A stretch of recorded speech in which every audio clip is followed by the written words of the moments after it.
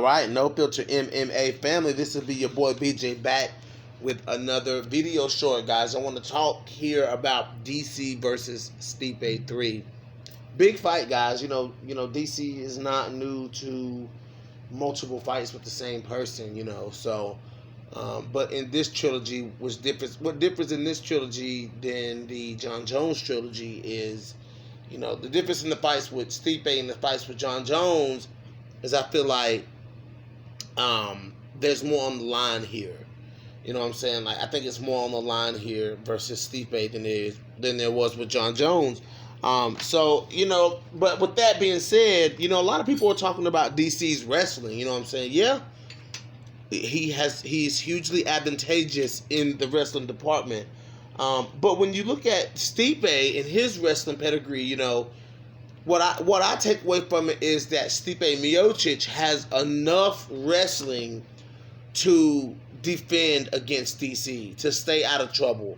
Like, I don't see Stipe being in a lot of trouble when it comes to the wrestling. Like, if DC decides that he wants to wrestle, I believe that the size and the strength of Stipe is enough to somewhat counter the elite level wrestling of Daniel Cormier. And then when it comes, to the feet, I think that on the feet that, and DC landed a lot of shots in that second fight. A lot of punches were exchanged back and forth between the two guys in that second fight. But it just doesn't seem like, to me, and as crazy as this sounds, it doesn't seem like to me that the second time around that DC hit Stipe with anything that was really hard enough for Stipe to hurt Stipe. Like, Stipe was never really hurt in that second fight other than the eye pokes. Let's hope that the eye pokes are not the third fighter in the octagon this coming Saturday. Let's hope that the eye pokes are not a factor. But as we know, what does history tell you? What does history tell you?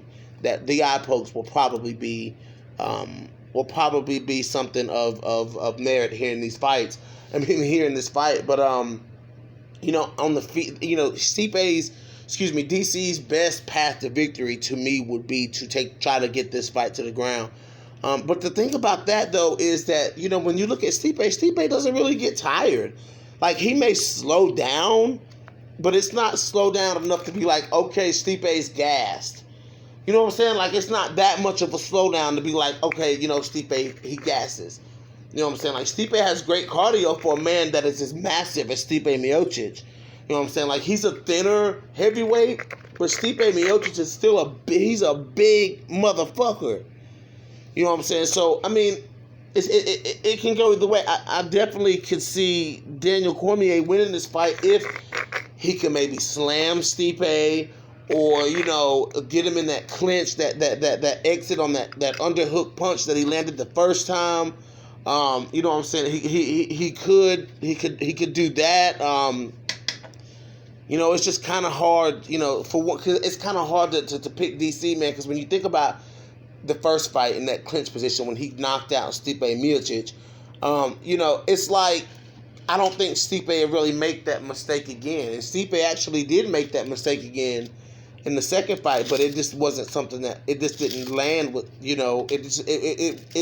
wasn't the same caliber of punch, or you can say that Stipe wasn't quite 100% recovered from that Ngannou fight.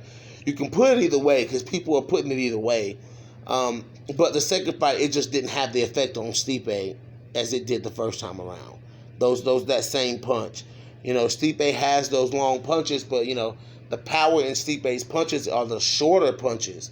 The shorter punches from Stipe are the more dangerous punches. I don't think this fight is going to go 5 rounds. I don't think it's going to go deep like the last fight. I think this fight will be over fairly quickly. And then, if Stipe wins this fight, guys, he is the undisputed GOAT of the heavyweights and that's ever been signed to the UFC. He's the best MMA heavyweight in the entire world, better than Fedor, better than everyone else who's ever competed at mixed martial arts at heavyweight. It just is what it is. It just is what it is, guys. So if DC wins this fight, I still don't see DC being the GOAT heavyweight because he just hadn't done as much as Stipe done at heavyweight. I think Stipe has just earned those. He has those credentials, man. He has that resume. He has that background. So that's where I'm at, guys. I'm predicting that Stipe will win this fight by knockout for sure. I think Stipe Miocic will get this fight done by knockout. And I think Stipe will either ride off into the sunset, maybe retire. I wouldn't be surprised if Stipe retired. Everybody's talking about Daniel Cormier's last fight. Guys, we could see a double retirement here. You know what I'm saying? Stipe Miocic could, in fact, retire. What else?